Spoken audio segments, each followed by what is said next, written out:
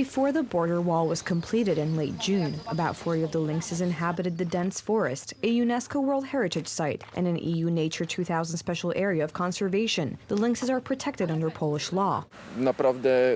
This wall is built in the backwoods where nature used to practically rule itself, and now there's just a wall. The access road is full of cars and a lot of rubbish, because those who build and guard the wall also litter. Thus, it is very sad for this whole forest.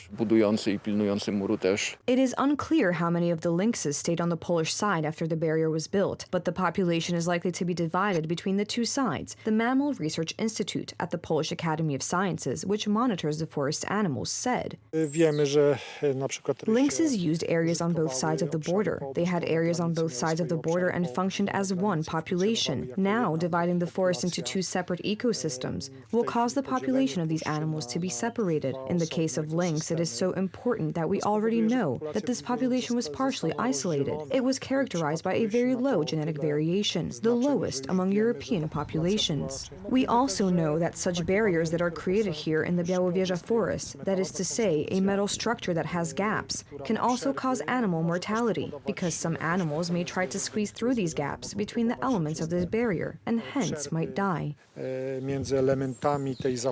Poland's border guard says the fence does not constitute an obstacle for animals, as it has 24 gates for large animals to go through if needed, which will enable continuous migration, and pointed to a 1980s fence on the Belarusian side that had already changed the animals' movement patterns.